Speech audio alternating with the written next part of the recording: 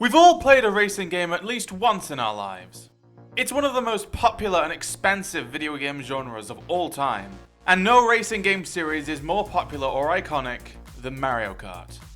Beginning in the early 90s, and continuing to this very day, Mario Kart revolutionized what a racing game could be, and each game in the series has sold millions upon millions of copies. Because of this immense popularity, it's no surprise that Mario Kart has had its fair share of imitators over the years, from companies wanting to capture some of Mario Kart's success. Stuff like Crash Team Racing, Diddy Kong Racing, Disney Speedstorm, Garfield, Kart, Crazy Frog Racer, Burger King Pocket Bike Racer? You know, stuff like that.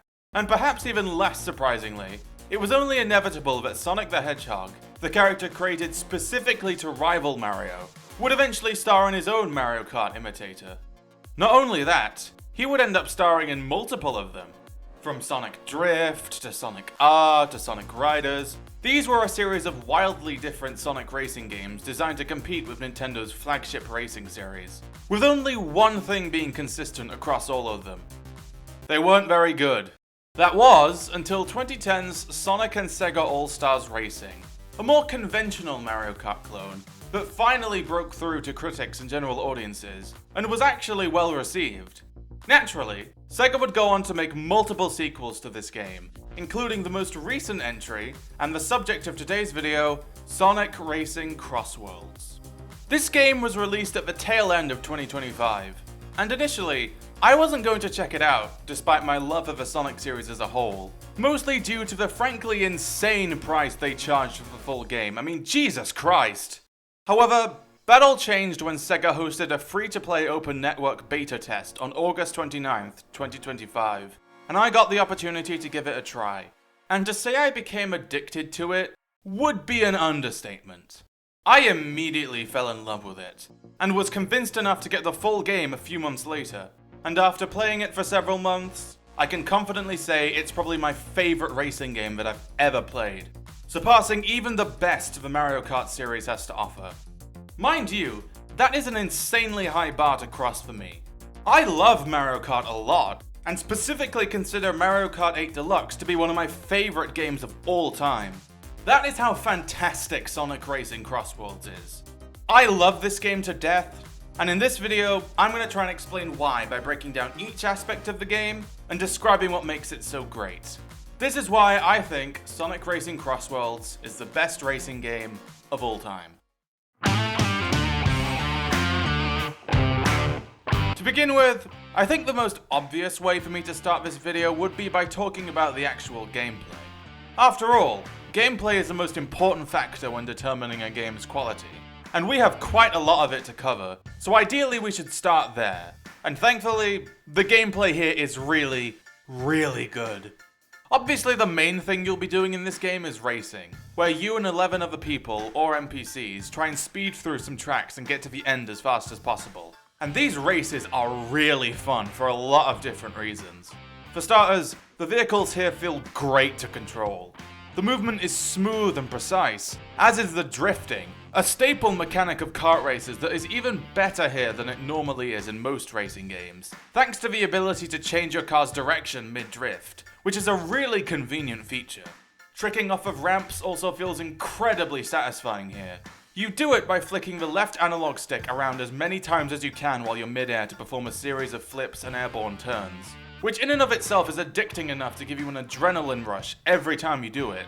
But what makes it even better is the fact that the more tricks you end up performing, the longer your boost will last after you land back on the track, which feels very rewarding. Driving also just feels so much faster and more thrilling than in the other racing games I've played.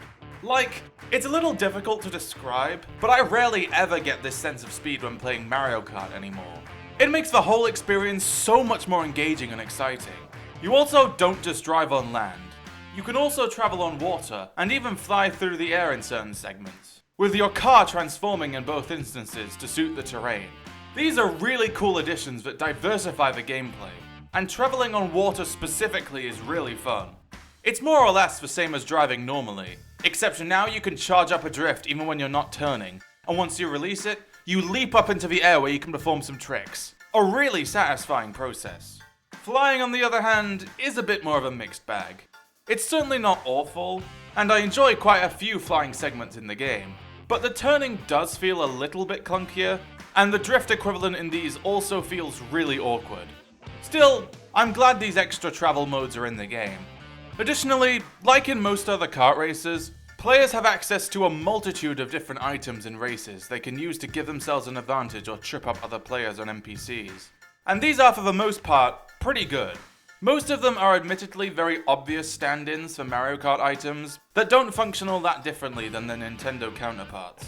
The Boost Wisp is the Super Mushroom, the Drill Wisp is the Bullet Bill, the Monster Truck is the Mega Mushroom, the Tornado is the Super Horn, etc, etc, etc. However, among these clone items, there are a few that take the concepts they're adapting and actually improve upon them. For instance, the Rocket Punch, which normally acts just like green shells and bounce off any object or wall you throw them at, can actually lock onto enemies like red shells if your aim is good enough, making them much more versatile and useful. Additionally, the blooper stand-in, the Slime, not only obscures your opponent's vision, but also makes them significantly slower until it either goes away naturally or they shake it off. The Bob-omb counterpart functions more like a moving projectile that rolls in any direction you throw it in before exploding. And not only that, it also gets bigger the longer you hold onto it, which increases its usage by making it also run over other races, bounce off walls, stay active for longer, and have a bigger explosion radius. Finally, like in Mario Kart, there's an item here that targets players in first place in the form of King Boom Boo. But this one is arguably way more effective because along with targeting the first place racer, it also leaves a trail of explosions behind them that can knock out other racers too. That's not even mentioning some of the original items in this game, like the laser, which is a super useful item that jolts you forward large distances by zapping you between nearby players, or the slicer, another useful item which locks onto your opposing targets automatically and takes away any items they have. Unfortunately, there are a few duds here and there too. I always get annoyed whenever I get a Void Wisp, because it functions almost exactly the same as the Tornado, except it can't damage other players, and you can't use any other item while it's active. The only benefit it gives is picking up nearby rings, but those aren't really that hard to come by. Both of the hazard items are also pretty lame, and I straight up don't know what the point of the Dark Chow is. Oh wow, this is really gonna stop my enemies in their tracks by giving them a free item. Huh? The item balancing can also be a tad strange sometimes.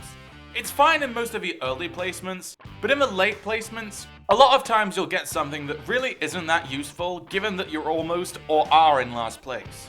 I can't tell you the amount of times I've been in last place in an online race, grabbed an item box hoping to get something useful, only to be given a single Boost Wisp. Great. Other than that though, the items here are pretty good.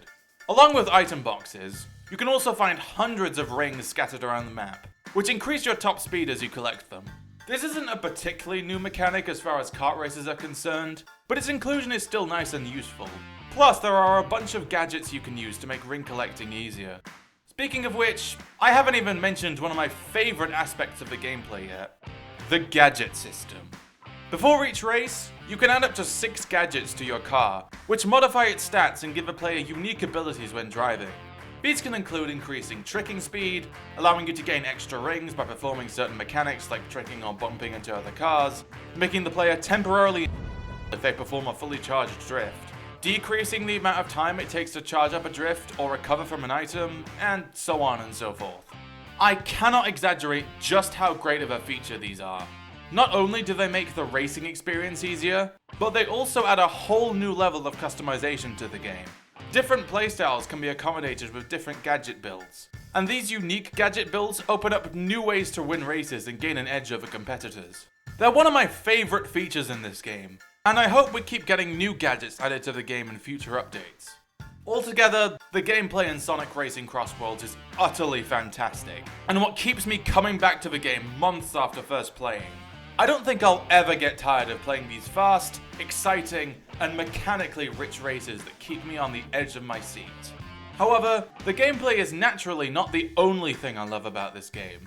It's a pretty big piece of the video game pie, but there are also smaller pieces we need to talk about too, like The racing in this game wouldn't be nearly as fun if the tracks we were racing on weren't good. And thankfully they're great here. In total, we have 21 main tracks to choose from. 25 if you count the DLC tracks we currently have available. And while this may be a little less quantity than in other kart races, the tracks themselves make up for that with their quality. As a general rule, most of them contain really satisfying and challenging turns, tons of great shortcut opportunities, fun and engaging set pieces, and a few of them even delve into multiple paths that make them more complex. They're a lot of fun, and I think the best way for me to demonstrate that to you would be by listing off some of my favorites. So, here goes.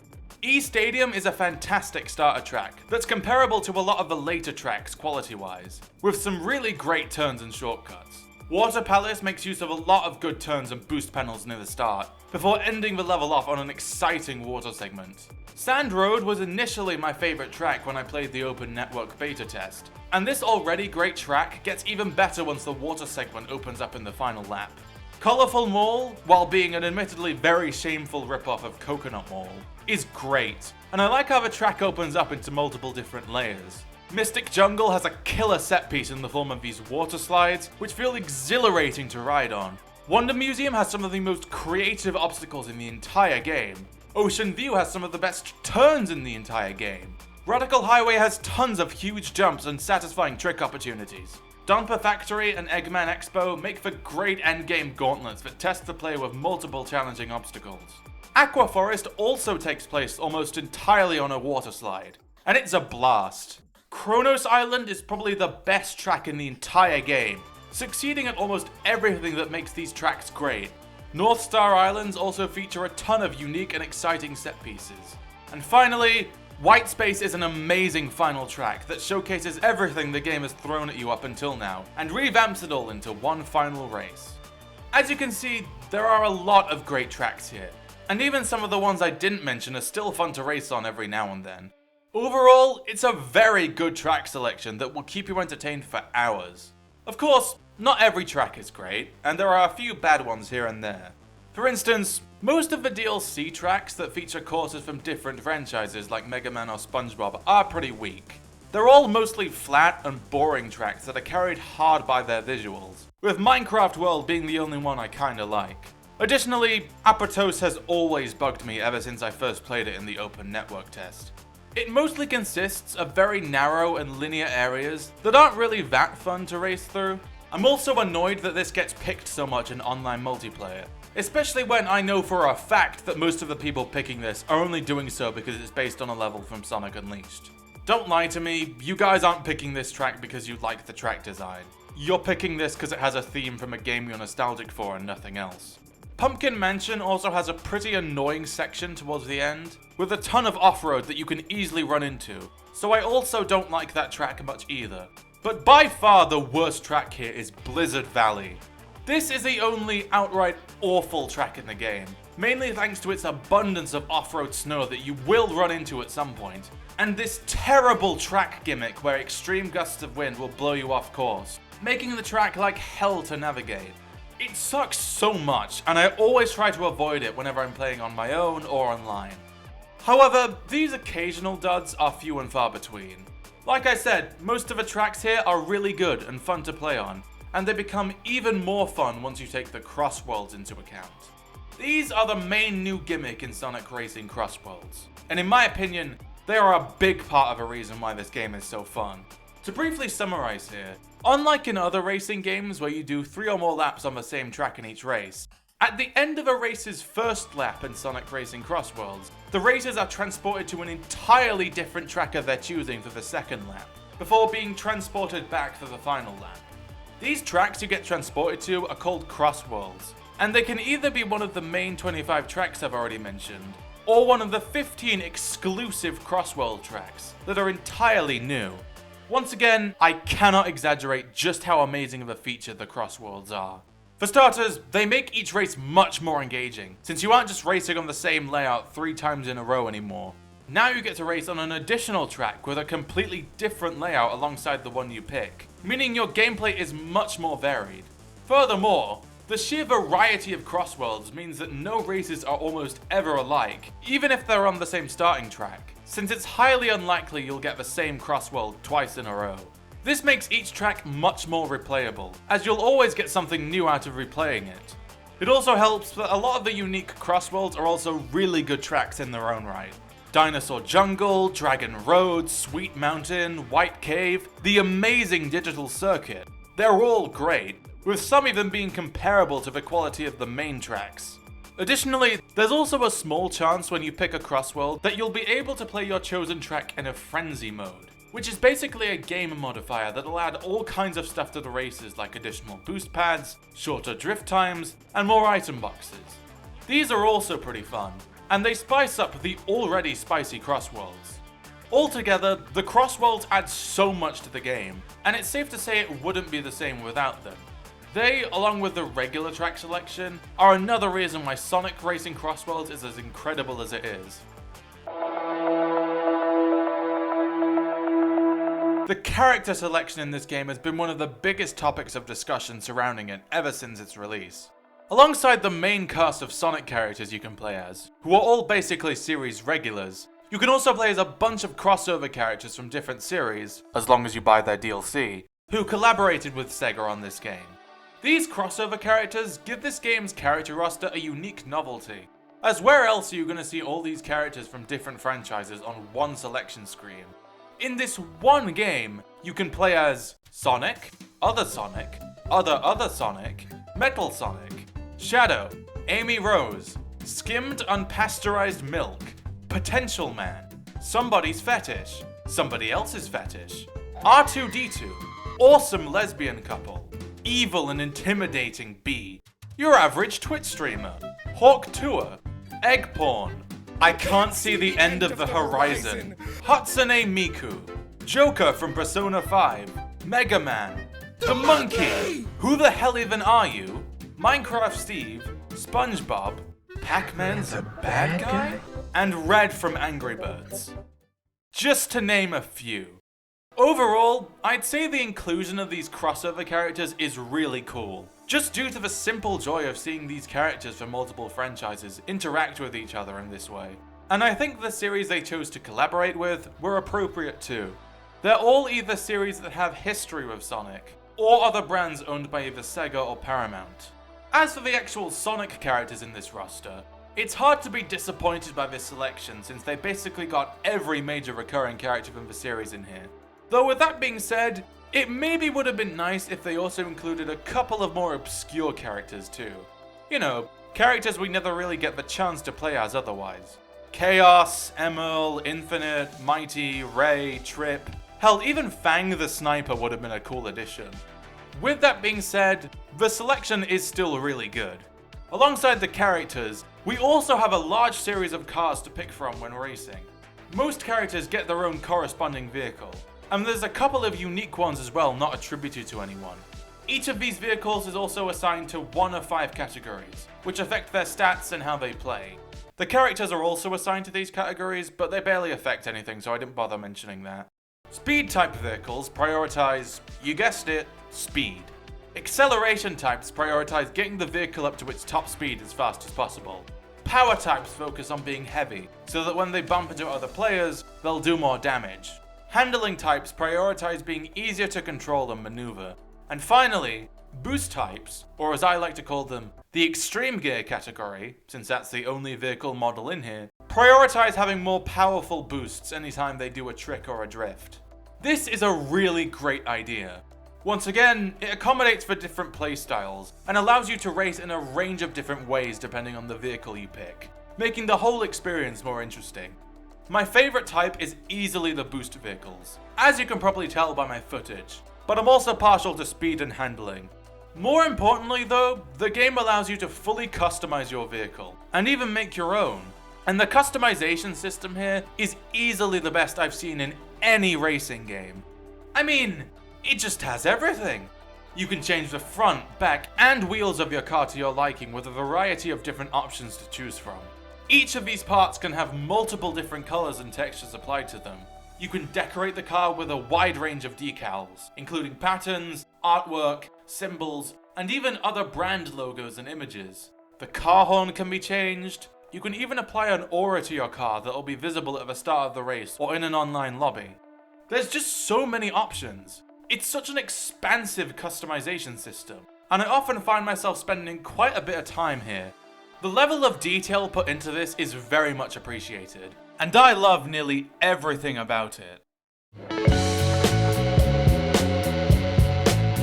No racing game would be complete without a variety of game modes to play, and Sonic Racing CrossWorlds has you covered in that aspect.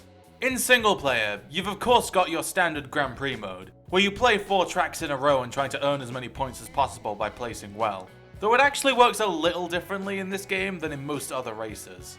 Here, you play the first 3 tracks normally, but then in the 4th race, which is usually just another new track, you get to play a remixed version of the first 3 tracks all combined into one, with each lap being another track from earlier in the cup.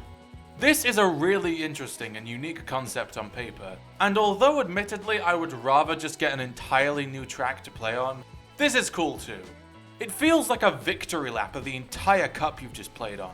Additionally, in each Grand Prix, among the 11 CPUs you'll be facing off against, you'll also be designated a rival racer, who will be your main source of competition throughout the Grand Prix, and who will usually place relatively high alongside you in all the races. This is another feature I really like, and I especially love the character interactions between you and your rival before each race. They add a whole new level of personality to the game, and it's fun seeing these characters interact this way. Furthermore, I also love how difficult your rival and the other CPUs can get. One of my biggest issues with other kart races is how easy the CPUs usually are, which makes playing single player not as fun since you'll always be 10 miles ahead of them. But here, not only can you adjust the difficulty of the other CPUs easily and conveniently, at their highest difficulty, they can get really tough, and the races against them actually become fairly challenging. Even as someone as experienced as I am, I have lost to quite a few level 10 CPUs playing this game, which is something I cannot say has ever happened to me in my hundreds of hours of playing Mario Kart in single player. Alongside Grand Prix mode, Time Trial is also here too. There isn't really much to say about this mode. It's your fairly standard time trial mode where you try and finish a race as fast as possible. It's nothing you've not seen before. The only real thing of note here is that your reward for completing certain numbers of time trials is music from past Sonic games that you can play while you're racing normally, which is admittedly a pretty cool reward. Finally, for single player, there's the Race Park mode, which is basically this game's equivalent to a versus mode.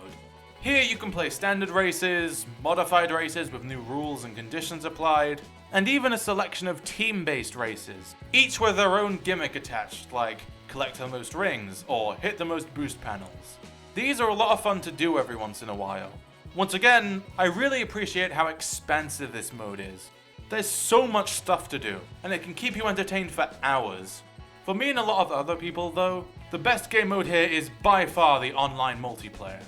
It's the one that I spend easily the most time on, and I always get a kick out of racing other people online in both the regular races and in the festivals they occasionally host, which are built around these team races I mentioned earlier. It's an endlessly fun mode, and it's one of the main reasons I keep coming back to this game after all this time. Despite my love for this game, if there was one area of it that I had to criticize a little bit, it would probably be the presentation. It's not a huge issue, and it doesn't affect my enjoyment of the game much at all, but it still definitely could have been improved. And no, I'm not just talking about the graphics here. The general presentation of the menus and the UIs is a little bland. Something with a bit more flair would have been appreciated.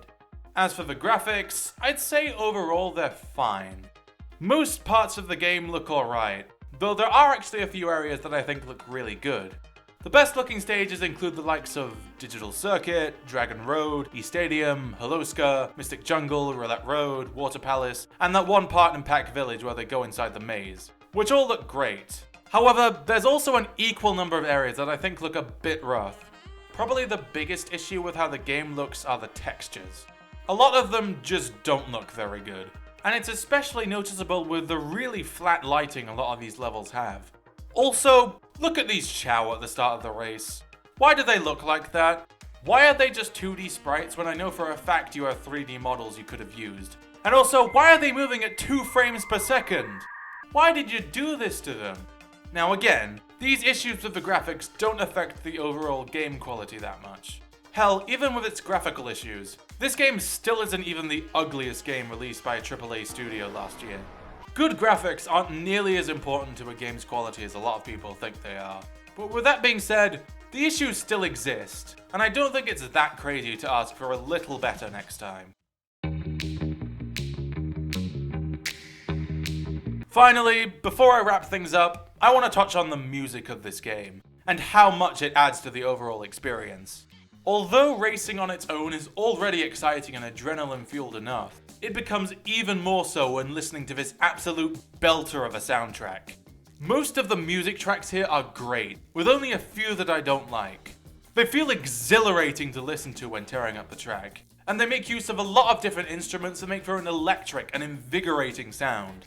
There are also plenty of remixes here of older Sonic songs reintegrated into the score that give these already great songs new life. Additionally, each track theme also gets a revamp in the final lap of the race, adding new instruments, melodies, and even chanting from a crowd into the mix on top of what was already there. And chances are they end up improving the songs even more. Once again, I think the best way to demonstrate the quality on display here would be by listing some of my favorites in this soundtrack. It's honestly incredibly difficult to pick an absolute favorite out of this selection. There's so many hits here. Roulette Road, Colorful Mall, the final lap of E Stadium, Mystic Jungle, Wonder Museum, both Ocean View tracks that incorporate elements of You Can Do Anything and Supersonic Racing into them, Sweet Mountain, Dinosaur Jungle, Blizzard Valley and its absolutely insane final lap remix that almost makes this terrible stage worth playing, Digital Circuit, Aqua Forest, and the beautiful I'm Here remix in the final lap of Kronos Island. They're all brilliant. This soundtrack does not play around one bit. Hell, I'll say it, I even like the opening theme song as well. Are the lyrics corny? Absolutely. Do I still like it? Also absolutely. Overall, the music in Sonic Racing CrossWorlds is absolutely fantastic, and more than fitting for this fantastic game. In conclusion, Sonic Racing CrossWorlds is an incredible game that does almost everything right, and has provided me and others with endless hours of fun since its launch. It's undoubtedly my favorite racing game, and even though I love Mario Kart, as well as a lot of other racing games too, I can't see any of them surpassing this for me anytime soon. Overall, if I had to give it a score out of 10, I'd probably give it a 9. I hope this video has done a good job convincing you why it's so good, and maybe even inspired you to give it a try if you haven't already. Now would probably be a good time to get into it, since we're currently expecting new updates and game drops for the rest of the year, including new characters and courses. I also hope this video has convinced you to subscribe to my channel, since I'll be posting more videos like this one in the future about my random interests that you may enjoy. For now though, I would appreciate you leaving a like on this video if you enjoyed it, and commenting what your thoughts on Sonic Racing CrossWorlds are. Other than that, thank you all so much for watching.